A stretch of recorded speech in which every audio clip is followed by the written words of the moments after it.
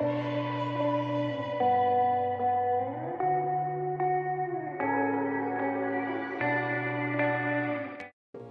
guys, this is AC Gamer back with a new video on Punisher Grey Raven. Now in today's video, this is an update to the issues that were going on with Punisher Grey Raven. However, this is going to consist of the community response from the community manager. So the Discord server, there is a notice there, you can go ahead and read it. Even though the Discord server right now is currently locked, you can still go ahead and read the message that was up. So basically what is said, I will go ahead and tell you guys what in this video, as well as my opinion on certain stuff as well.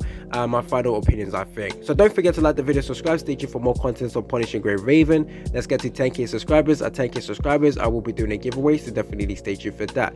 Okay, let's get right to the video. So first of all, the community manager did a response in the Discord server. We usually like to complain about the game developers making all these changes, but we actually need to realize it isn't the game developers. It is the game managers, the people who have decision over what is implemented in the game, and the developers do not. The developers just go ahead and implement what has been told to them, so they essentially have no control on what is done. Now with the community manager's response, he also is just someone who is in charge of the community, making sure the community is safe and making sure that the environment is not too toxic. So essentially with him taking control, it means that he's going to try and make sure that any comments that were said that were very offensive or rude, that was being rude to the moderators or the developers, then they will either get taken down or get sanctioned. So in the future, in the Discord server, if you guys are going to be insultive or rude to some of the players, you probably will get a ban. So they are having plans of adding some rules and regulations to the servers to make sure it's kind of safe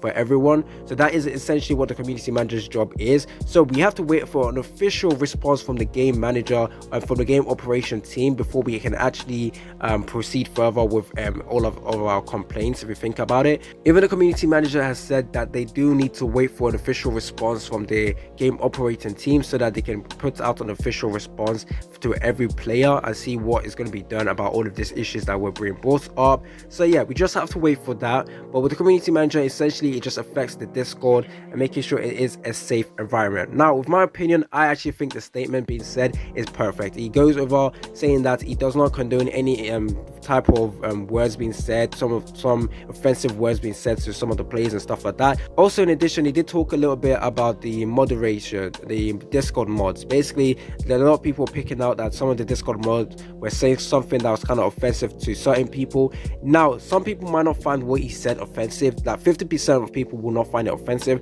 but don't forget there is over 50% that will find it offensive. So usually when you're like someone in power, you really just want to say something that is going to appeal to everyone. So saying something that you know 50% of the players are going to be offended about isn't the right move. So in that being said, the community manager is going to look ahead and see all the stuff that the moderators have said to make sure they weren't being offensive to the player base. So a big overhaul is going to take place in the Discord server. So yeah, right now it's all locked. You can't go into the Discord server and make any comments. However, you still can go ahead and read the Discord the notice, and go ahead and do that if you guys want to get a better idea of what has been said. Now my opinion on this, now I'm going to talk a little bit about the it's only £1 issue. Now I'm going to say this from my experience. Right now, to me, if you say it's only £1, I get it, I understand it, it's only £1, you can say that. But to me, 4 years ago, when I started playing gacha games, when I started spending money on gacha games, that wouldn't fly by me, because that time I was using like my pocket money to buy gacha games, so I couldn't lose money, if you understand what I mean. So £1 to me then would have been a lot, and especially when I started playing gacha games, I believe I was like 15, 16, I didn't have a job, I was a student, and obviously I couldn't ask my parents to give me money to go and play flipping gacha games. So obviously any money I spent on my gacha games during that time was essentially what I've saved for my lunch money, so I had to go ahead and starve. I know that's not healthy. I really would not recommend people doing that. If you're someone who loves gacha games but you want to spend and you don't have money, just don't spend at all, guys. Don't be like me when I was like 16 or 15. Don't do that. Luckily it was only like one game I was really into, so I only spent like about £100 in total. I think I got all the way to like VIP 6. That was when VIP was implemented in games like that. But yeah, that game was very enjoyable for me. However, that time I was like, yeah, I ain't wasting £1. £1 to me was everything. So if you're saying right now to people it's only £1, you need to think about it in their perspective. Some people don't have £1 to spend. If some people are free to play, it's not because they don't want to, it's because they don't have the opportunity to spend. £1 to them is a lot. Obviously, there is a pack there you can buy for like £1, which is actually very, very good. The 5 rainbow card package, I would definitely recommend people to go ahead and buy that. Okay, I can't really recommend it now because people are just going to say, well, why are you recommending all this shitty packs? It's a £1 extra.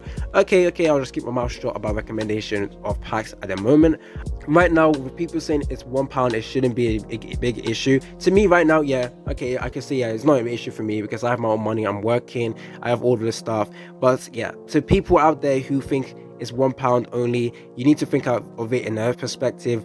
But at the same time, I think if you are someone who can't lose £1 on a gacha game, you shouldn't be spending on a gacha game in the first place, because gacha game as a system is shitty. I've said this multiple times. I don't like gacha games, but I enjoy them. If you get what it means, it's like a double-edged sword. I know gacha games can be very, very toxic. I know it can like be predatory sometimes. However, you can't deny the fact that some of the gacha games are very, very enjoyable to play. So topping up in that game to me does not feel like an issue. However, at the same time, I would definitely will not let any of my family members get into a gacha game, because I don't know how they're gonna like spend money on the game. Are they going to be someone like me who can manage their spending, or are they going to go AWire, making sure to save every single penny they have just to buy like a new skin or something like that? So if you're someone like that, I definitely recommend you guys to be careful with gacha games at the moment, because gacha games is a very, very big rabbit hole you don't want to fall into if you don't know how to manage it. People can go bankrupt by doing that. So if you're someone who can't like lose on £1, I guess that could be an issue. But if you think about it as well, I'm giving you different points of perspective that people have.